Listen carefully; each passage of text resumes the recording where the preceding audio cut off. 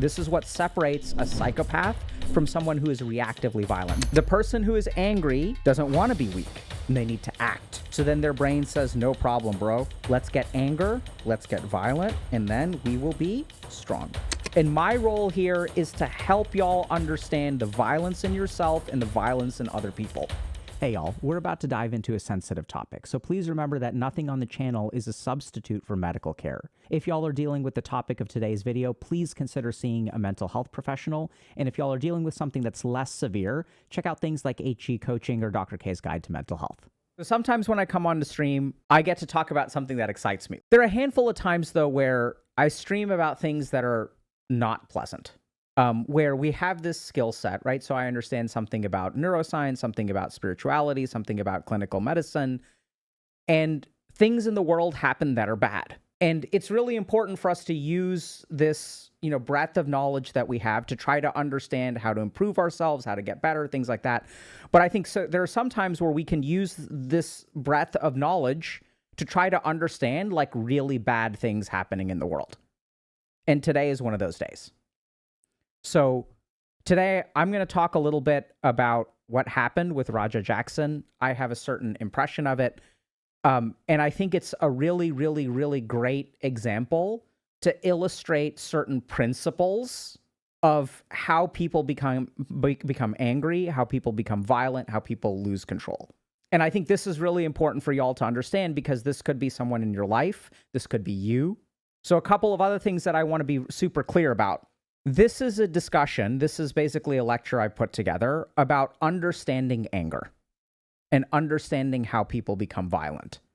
It is in no way an effort to claim what is going on with Raja Jackson, to understand what's going on with him, to try to diagnose him or anything like that. We're not going to use any diagnostic language. I'm not going to evaluate him formally. I think what I'm going to do today is explain the system of how people become angry and lose control.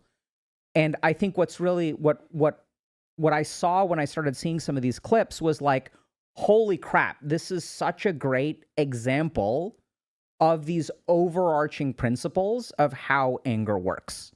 Now, is this what's going on with him? Is this what happened with him? We have no idea. And I think this is really important for y'all to really understand, right? So when we see people on the internet, we don't see the whole picture. We see the clips that are the most damning. So today's lecture is about anger. It's not about what's going on with him. We don't know what's going on with him. We don't know. Like, so part of the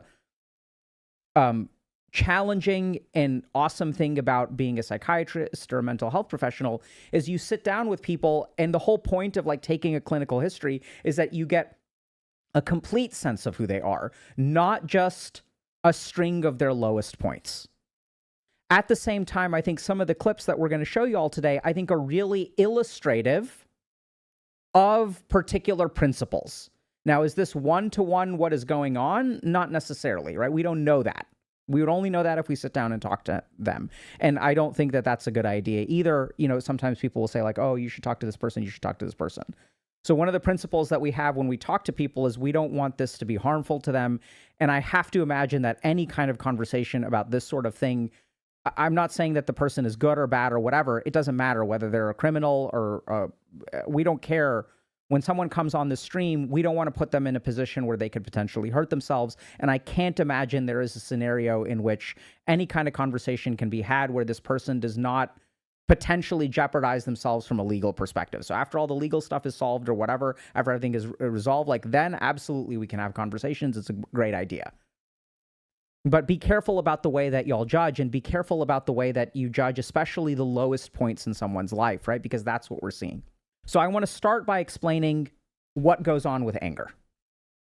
So how does anger work? When we look at violence and the perpetration of violence as it relates to anger, what is going on? That's what we're going to start with, okay? So we're going to go over some basic principles. And hopefully after we go over these principles, we'll watch some clips and then we'll see whether like this maps on or not, okay? So violence as it relates to anger always starts with something called a perceived value system. How unexciting. Oh my God. A perceived value system. So what does this mean? So this is a system of shoulds. Okay? So this is like when someone is moving through the world, they have a set of values. Like this is respect, this is disrespect. If you are weak, it means this. It means that you're pathetic. If you don't stand up for yourself, it means you're weak. There's this whole system of what is important and what is not important. Okay? There's a lot of associations, and this will become important a little bit later. But this is where things start. There's a way that the world works. There's rules to this game of life. And it's really important to understand those rules. It's really important to play by the rules, because if you don't play by the rules, then things become problematic. The second thing that happens so commonly when people get really angry and violent, this is what people see. So people see the anger down here, right? They see like, oh, this person is getting pissed, and then there's some kind of violent act. This is what people focus on. And they're like, oh my God, this person is a sociopath. This person is this person is that. You have no idea. I have no idea. We're going to show you all how many steps there are in between it. And if y'all understand the steps in between, you will be able to better control your anger, which is really what my goal is here today. It's to help you understand anger in other people, but what is the impact that, why do I stream? I stream to help you. So if you're an angry dude, or if you know someone who's an angry dude or woman, this is something that they need to understand. You're welcome to share it with them. And I don't say this because I don't normally say like, hey, like, subscribe, and share. But this is where like really like when I look at situations like this, what can I do? How can I make the world a better place? I can teach people how anger works. That's what I'm trying to do today. Now, this is what a lot of people don't see. The next step is hurt. Now, this happens so fast. And when someone behaves in an angry way, they don't even realize they've been hurt. But hurt is incredibly common, right? So if we look at, statistics on people who are abusers, on people who are violent criminals. Many of them have a history of trauma. Many of them have been victims of abuse. And oftentimes, if you talk to someone who's abusive, they blame you or they get angry with you. They're the victim. And they are responding to this threat or hurt to them by defending themselves. This is something that a lot of people don't realize. Okay? Now, when they feel hurt, this is usually some kind of emotion. There are a couple of other things that enter into the picture. One is egocentricity. So, actually, this is not in the right place. Another really important thing is egocentricity. And this combines with hurt. So if I move through the world and I get hurt by someone, there's a certain amount of pain involved. Fair enough. But if I add egocentricity to the picture, if I take it personally, if I take this individual action, and I don't know how to explain this, man, and I make it define me. So if someone does something that is hurtful to me, that defines me as a person. It's not just an isolated incident. It's not like you did this thing, now I'm hurt, and then tomorrow I'll feel better. No, when you did this thing, this means something about me. This means I am weak. You hurt me, and now I am weak. I am weak. And this gets to another important point, which is associations, of which egocentricity is one of them. So the hurt isn't just an individual act. It means something else. When I get hurt, it means I'm weak. When I get hurt, it means that I'm a wuss. When I get hurt based on this perceived value system and the egocentricity, this means particular things about me. So y'all may have been in relationships where someone is like, you don't even call me every day. And it's like, what's the big deal? I'm at work. Like, I'm busy. That's why I'm not calling you. But this person feels hurt when you don't call, and then they form some association with it. They make some kind of interpretation. Since you don't call, that means you do not care. And this is what makes anger so hard to control, is we're trying to control this, but if you really want to stop anger, you need to look at this, you need to look at this, and you need to look at this, and you need to look at this. And this stuff happens so fast. Right? And when someone gets angry with you, you're like, it's not that I don't care about you. That's not that those two things I don't tie in my mind. And then what ends up happening is they don't explain that to us, right? They just feel that, and then they come at you. And when they come at you, you're like, I don't know what to do. So now you're stuck with like, okay, you can call if you want. And then you respond like, you're always trying to control me. And then you get angry with them. Because when they make you feel hurt by criticizing you, Then this whole process goes on with you. Oh, people who criticize me are trying to control me. People who are hurt, like they're trying to control me. You're always you're trying to turn me into a beta. You're trying to turn me into this. I ain't that. I ain't an alpha. I'm an alpha. I call you when I want to call you. And then this whole thing gets triggered. And then oftentimes what happens is with these associations come other feelings. So if I'm weak, what does that mean? This is going to engender two additional feelings. One is anxiety. Because if I'm weak and I work through the world, if I go through the world as a weak person, what does that mean for me? That means I need to be worried. That means people are going to continue to disrespect me. That means that I can't take care of my business because I am weak. And this also engenders hopelessness. Because if I'm weak and I try to move in the world, what's going to happen? I won't be able to accomplish what I want to accomplish. There are the weak and there are the strong. This goes back to the perceived value system. And so the person who is angry doesn't want to be weak and they need to act. So then their brain says, no problem, bro. Let's get anger, let's get violent, and then we will be strong. Okay? Now what we're going to do is watch. Y'all understand? Then we'll kind of go through this again. So let's start with this. What, you don't know it's all me? fun and games, right? Yeah. Hey, I think that's a little... Okay. Oh, you don't... Easy. He's not a fucking worker, bro. Calm down. Yeah, what the fuck was that? You're good. What the fuck was that? You don't sell it? Dude, he's not a fucking worker, bro. What the fuck was that? Hold on. I don't play that shit, bro. Oh, sorry. Nah, I will fuck him we're up, good. bro. I know you will. Nah. We're good. I will fuck him up, bro. We're good. Nah, fuck that, dude. Oh, it's part of the fucking rampage. That's how we No, bro. So now Psycho Stu apologizes, right? All right. So what do we see here? Okay. So this guy smashes a beer can over his face.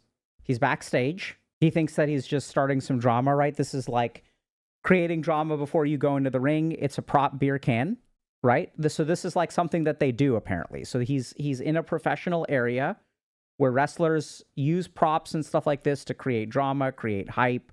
It's all an act. When Stu finds out that this guy is not a worker, he's like, they tell him he's not a worker. What does that mean? That means like he's not a working professional. You just slammed a beer can on someone's head. And it's just like a guy hanging out backstage. Then Stu apologizes. Okay?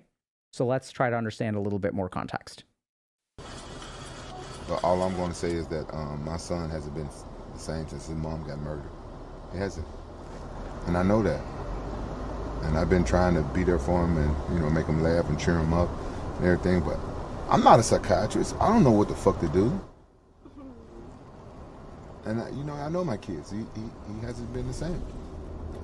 With me, like, he's just been distant from me. Like, he want to be more of a man and more of this. Okay. So let's pause for a second. Okay.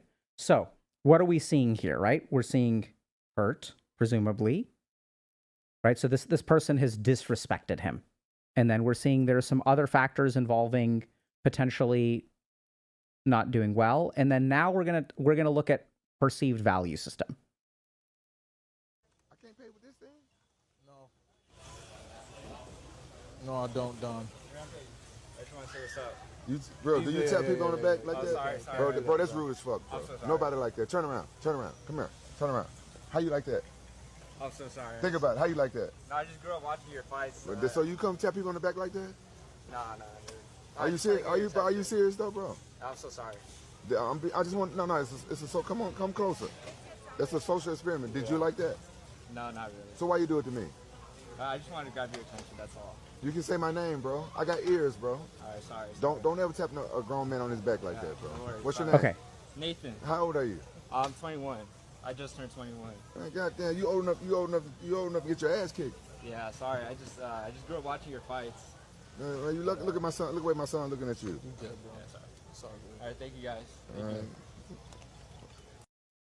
Okay. So what do y'all notice in that clip?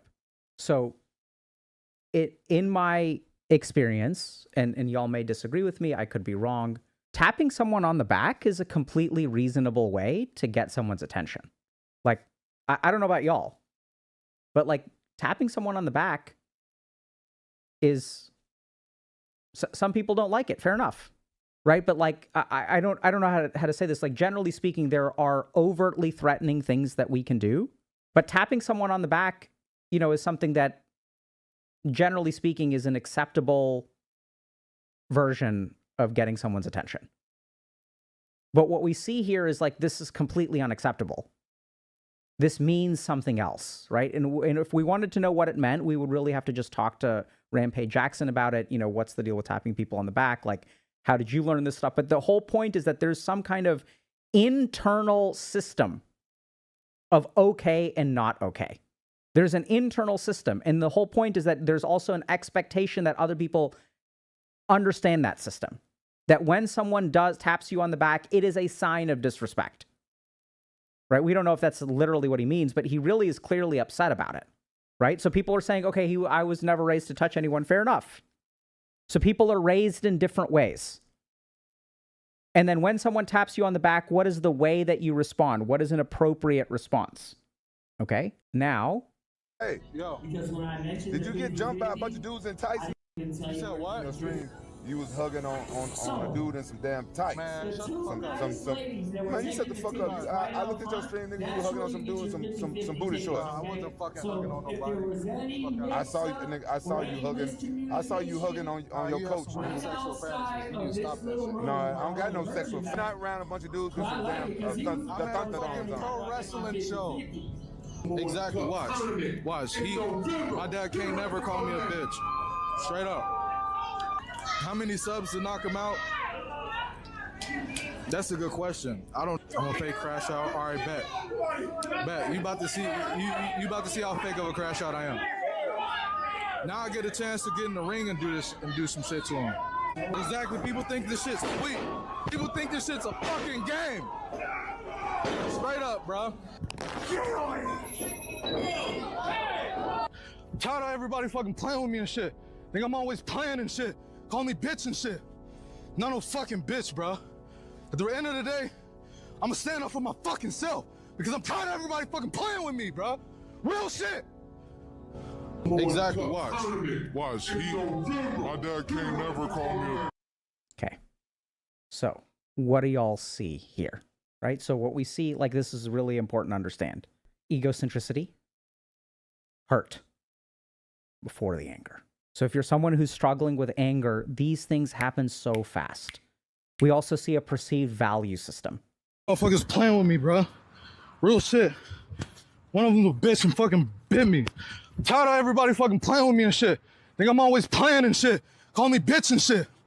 Not no fucking bitch, bro. At the end of the day, I'ma stand up for my fucking self because I'm tired of everybody fucking playing with me, bro. Real shit. Come on, man. We're leaving, man. We're walking away, bro. Let's not take it serious. Let's go. Come on, Roger. Let's go. Let's go, Roger. Let's go. Roger, let's go. Roger, I'm telling you, let's go. You listen to me. Listen to me, Roger. You need to listen to me right now, Roger. Let's go. I don't give a fuck. You guys trying to jump me and shit? Let's go. You ain't gonna do shit to me, bro. Let's go, you can't do shit to me. You can't fuck with me, bro. Let's go. You can't fuck with me. I want him to. As many times as I can. One will leave. I'm telling you. I'm gonna hit him as many times as I can. Watch. No, they didn't tell me to fake hit him. They said I could hit him for real. Right, so this is also where, like, I gotta just take a quick aside here. This happens all the time. I know this sounds kind of weird, but like, something very similar happens to me all the time. Where people like don't understand that if you have an amateur in a professional situation, you can't just put random people in professional situations and expect them to understand what the rules of the game are, right? And now this guy says, like, he's upset, right? His dad is calling him a bitch for hugging people in tight shorts, right? And then, like, we can start to see the associations. Like, what does that mean? Like, what does it mean when your dad calls you a bitch? What does that say about you? And then, of course, there's people in his chat egging him on. How many subs to knock him out or whatever, right? So then they're, like, people in his chat are calling him all kinds of negative things. So now he's, like, weak. He's a bitch. This person disrespected him. What do you do when someone disrespects you? When you're at Costco buying things and someone taps you on the shoulder and that's a sign of disrespect, what is the appropriate response for a tap on the shoulder? Step closer to me. Why are you stepping away? You're 21. You're old enough to get beat or something like that, he says, right? So what is like the value system that this kid is growing up with? And this is where I know that it's going to be really easy to like point the finger and we can say, oh, like this guy is a terrible dad and things like that. Like, I don't think we have enough understanding. We don't have enough information to judge this guy's parenting style. We really don't. Who knows what kind of day this guy was having today? Who knows what kind of value system he grew up with, right? We know that apparently his mom was murdered, so there's like trauma going on here. Like, how is dad coping with it? Is this the day that he found out? Is today the day that he's like really grieving really hard? Like, who knows? Let's keep going.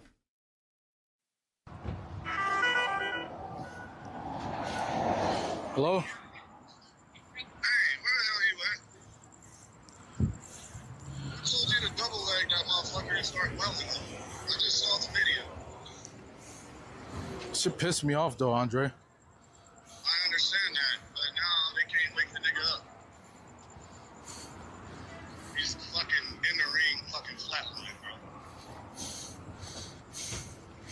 My You bad. didn't have to do all that shit. I understand y'all had heat. You didn't have to fucking take it there. All right, I'll call you back later. Let's go. Ready? Get in the car. Let's go.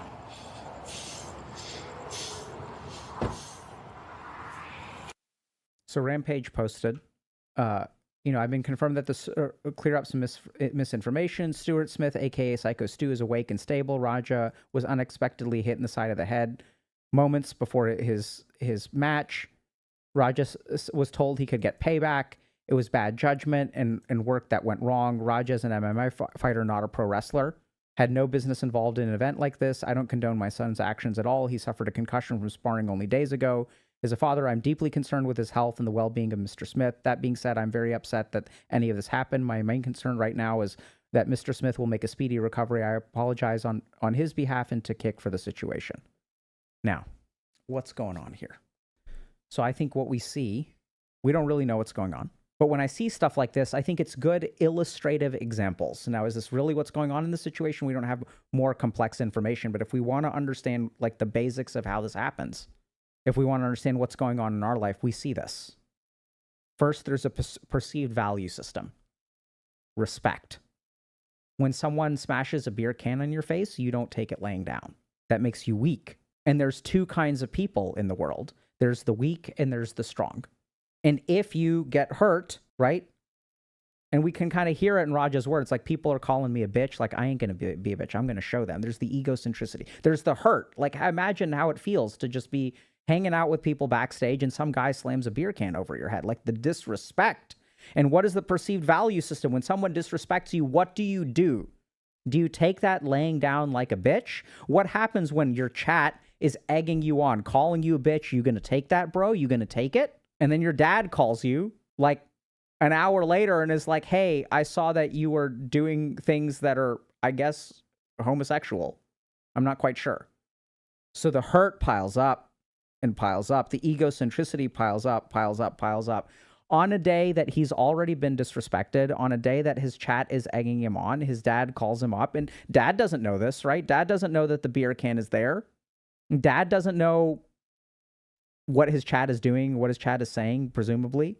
So these things start to pile up, and it's formed with all these associations. What is this? What does a beer can mean? What does it mean when my dad calls me? It means that I'm weak. And then this creates anxiety. This creates hopelessness. Y'all can feel it empathically, right? Like how upset this person is, how they're like hanging by a thread. And then comes the anger. Then comes the violence. And we're not going to show the actual match. So this is what happens with anger. You know, I mean, like, and I mean that in a general sense. Once again, we don't know really what's going on here. We'd have to talk to them and really try to understand. But I think in the sequence of events that we can see here, we can use it as potential examples of what this process looks like. And there is anger, but I think everyone focuses on the anger. It's the wrong thing to focus on. If you're someone who's struggling with anger, if you want to stop anger, like at no point did anyone ask this kid, hey, how are you doing? Like, that's what blows my mind. Oh, hey, like it was an accident. Like he didn't know. At no point was there anyone who was like, hey, man, like everyone's telling him to stop, right? Stop, stop, stop, stop, stop, while they're still filming, which we'll get to in a minute. But generally speaking, what I've seen time and time and time again, and there's some really interesting research on this, there's two kinds of people who commit violence. There are people who commit reactive violence and people who are sociopaths or psychopaths. The psychopath has a self-concept of being invulnerable, superior, and has preemptive rights. The psychopath believes that they are worth more than other people and that other people are worth less than they are. Things are not, there's not a zero-sum game, right? It's like it's okay for me to disrespect you, but it's not okay for you to disrespect me. There's an inherent superiority and an alteration of the assignment of rights. They think about other people as dupes, inferior, and weak, and their strategies are manipulative and violent. Then there are people who are reactively violent. These are not people who are psychopaths. Their self-concept is vulnerable. It fluctuates, and they feel fragile. Their rights are fragile. Their egocentricity is fragile. This is not I'm better than you. This is I feel weaker than you, therefore I have to prove something.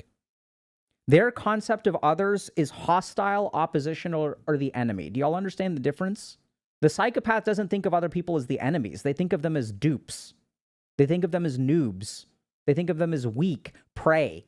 The person who is reactively violent thinks of the reason they're violent is because they see threats, not weakness.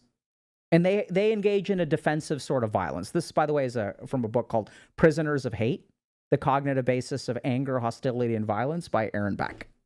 Now, which one is Raja? Who knows? Right? We don't have enough information. That's why we got to sit down and talk to him if we ever want to find that out. But if you're struggling with being violent, or there's someone in your life who's violent towards you, hostile towards you, think about the way that they think about you. This is what separates a psychopath from someone who is reactively violent. Both of them can be violent, but we should not judge them both the same. The reason we shouldn't judge them both the same is because the way that we deal with them is different. And my role here is to help y'all understand the violence in yourself and the violence in other people. If you demonstrate compassion to a psychopath, they will view it as weakness. It will only increase the amount of predatory behavior on their end. If someone is reactively violent and you demonstrate compassion to them, that will diffuse the situation. This is why it's so hard to deal with. And this is where we get so focused on like the action. This guy is angry. All men are bad. All men are evil. Men are violent. Why? There's different etiologies. So if you're someone who's struggling with anger, if you see other people who are angry, y'all should think about this kind of stuff. First of all, what is their value system? What do actions mean? When I don't call this person back, what is the association that they make? Secondly, focus on the hurt. If they feel hurt and you can assuage the hurt, the violent behavior and the hostility will reduce. Thirdly, focus on the egocentricity. So when I did this thing to you, what did it mean to you? What does this say about you as a person? So I don't know if this kind of makes sense, but the reason that these people are violent is like, if you did this to me, this means I'm weak. If I'm weak, that means that the world is a scary place. I'm going to be taken advantage of, and I won't be able to exercise my will in the world. Therefore, I can't be weak. Therefore, anger gets called up. Therefore, I'm angered. Therefore, violent. Therefore, I'm strong. And once I become strong, these two things disappear, right? And if I can get rid of those two things by becoming strong, then I become strong.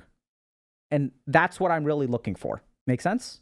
So when people are angry, the really scary thing is that this is what we see.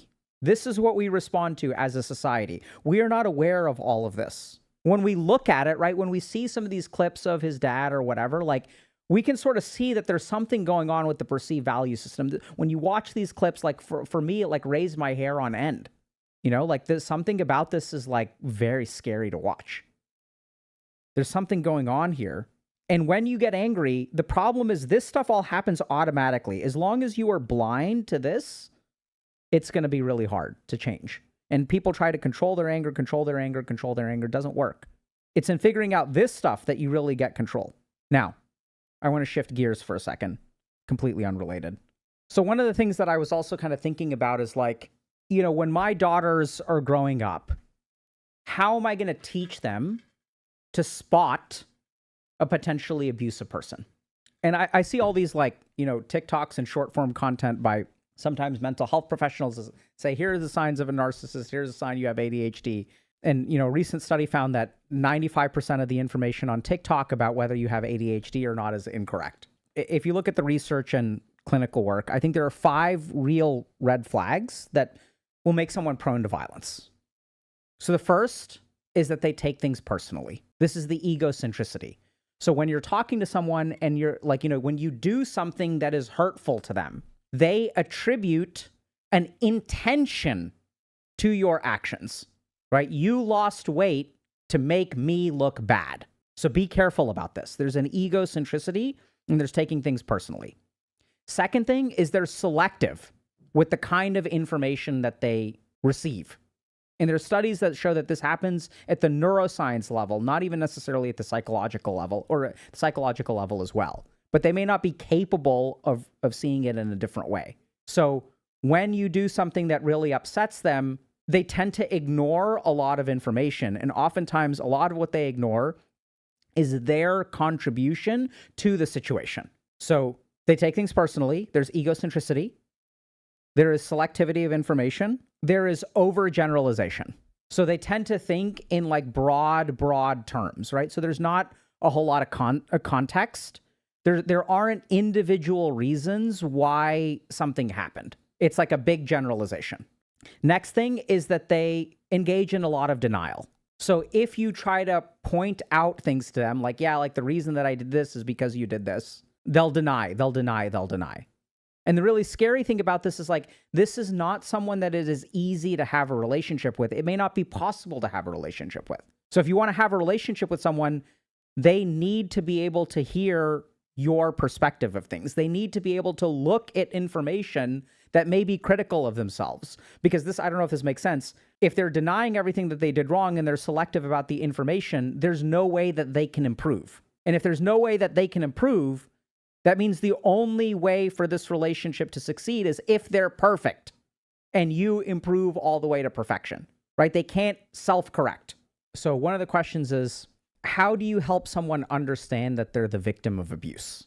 So people don't realize they're victims of abuse for a number of different reasons. The first is the gradual nature of abuse. So generally speaking, people like don't start out being overtly abusive. What abusers sort of learn is like this series of testing limits, right? So first I'm going to do this, and then I'm going to do this, and then I'm going to do this. It's kind of this principle of like, if you like boil a frog, right? So you put it in cold water, you slowly turn up the temperature. And if the rate of change is gradual enough, then people won't rebel. Other great examples of this are the way that subscription-based services increase their price by small hikes until they hit the threshold of cancellation. Same principle. Human beings respond to large changes, not small changes. Second thing that a lot of people really don't realize is that victims of abuse don't see the person that you see. When you look from the outside, you see someone who's just abusive. The problem with victims of abuse is that they see the perfect partner half the time. So there's the terrible partner, and then there's the perfect partner. And then it becomes a game of, okay, what can I do to help the perfect partner be there instead of the abusive partner? So leaving an abusive partner is easy, but leaving the perfect partner is hard. Make sense? And then this is what abusers do. They tie their behavior to the other person's behavior. Why am I being abusive to you today? Because you did this. There's a brutal episode of South Park, which blows my mind that it's able to air, but why do you make me hit you? And so this is there's more to this that we can get into. I'll make a video about it, but there's this whole idea that is in the victim's mind that if I behave a certain way, I get the perfect person. If I don't behave in a way, I get the imperfect person. Now, the last thing is that oftentimes the reason they don't see the abuse is because they believe they deserve it. So people who were abused as children are more likely to get abused as adults. So there's a certain normalization to the behavior. This is something that I know how to deal with. It's familiar. I can survive. It's maybe not that bad. And since I have low self-esteem, it makes it easier for me to tolerate, right? So if I have low self-esteem and I get beat up, I deserved it. They don't think that there's something wrong with the abuse sometimes. Now, oftentimes, what happens is if you try to explain to them, hey, this is abuse, you'll run up into a pile of defense mechanisms. They'll defend their partner. They'll say, oh, yeah, you know, like, it's not that bad. Like, you don't see the good parts of him. They'll say all of these things. So I think oftentimes what we have to do is first listen. Right? Really listen.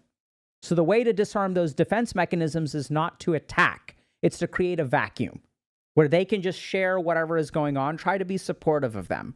And I've seen this like so many times with patients of mine who have people in their lives who have a partner who's alcoholic. You try to tell them, hey, like this person is an alcoholic, and like, you know, the person that you're talking to doesn't want to hear it. So you have to really just listen and be compassionate and create a lot of what I would say negative space. So be there and receive what comes out. So at the beginning, you'll get the rationalizations. At the beginning, you'll get the defense mechanisms, but they won't be there forever. So y'all got to understand this. Someone who is staying with an abusive partner is internally conflicted. So then once the defense mechanisms come out, then the stuff that you agree with will come out. Then they'll start to say, maybe this isn't okay. This person, I don't like it when they do this. Yeah, it's really like unfortunate when they do that. That's really not fair to you. That's when you support, right? So when they start to move in a particular direction, you can encourage them. But if you try to push them, they're going to dig their heels in. Okay, there's a comment about demonizing men. So the majority of research shows that physical violence is more often perpetrated by men. Now, this is where we have to be a little bit careful, because there are all kinds of associations that come with that. So you can say men are to blame, which is like sort of true. But I think this is where the real problem is that we treat men differently in one important way.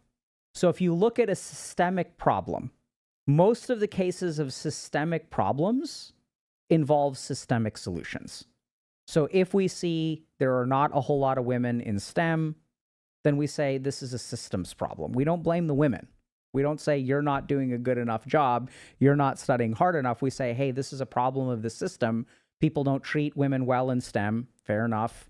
They're discouraged from participating in STEM-based activities. They get harassed if they're majoring in computer engineering. Like, we say that there's the system problem, right? So when there's a class of people who has some kind of struggle, we say that the system is to blame. What really separates men is that when men as a class are not doing well, we tend to blame the men. So men have skyrocketing unemployment rates. They have lower rates of graduation. They are more physically violent. That is true. But then what is our intervention? Are we making a systems-based intervention to fix this problem? And fix this problem usually means adjusting things on the system side and helping the people, right? So one of my patients, awesome, decided to have a couple of kids and left investment banking. And super cool, they joined a bank that had a specific program to help mothers reintegrate. So the cost of having a child for your professional career is profound. People don't really realize how many hundreds of thousands of dollars having a child costs in terms of your professional earnings, right? So if you look at the curve of how you earn money, the longer into your career you are, the more you earn. And generally it starts to plateau out at some point, but there's like this ramp up phase. So if you delay your ramp up phase, it really is worth hundreds of thousands of dollars. So this bank did an awesome job. They're like, okay, if you decided to have a couple kids and you want to come back into banking, we have an accelerated track where we'll give you more support and we'll like promote you so that you can catch up to where you used to be. I think that's great. Like, it's wonderful that we have these kinds of support systems. Right now, we have a low matriculation rate for men into college. Where are the male-only scholarships? So we as a society, when men have a problem, we tell them it's your problem to fix. Because this is something that's very important. We have to understand this. That when we talk to men, when we deal with men, there's a presumption of independence.